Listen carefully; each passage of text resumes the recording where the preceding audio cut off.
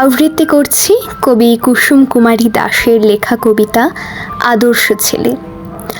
আমাদের দেশে হবে সেই ছেলে কবে, কথায় না বড় হয়ে কাজে বড় হবে।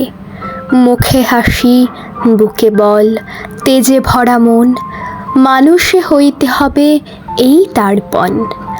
বিপদ আসিলে কাছে হও আগুয়ান, নাই কি শরীরে তব রক্ত মাংস প্রাণ।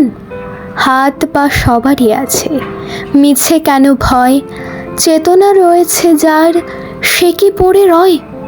সে ছেলে কে চায় বল কথায় কথায়, আসে যার চোখে জল মাথা ঘুরে যায়। সাদা প্রাণে হাসি মুখে করো এই পণ, মানুষে হইতে হবে মানুষ যখন। কৃষকের শিশু কিংবা রাজার কুমার, সবারই রয়েছে কাজ এ বিশ্ব মাঝার।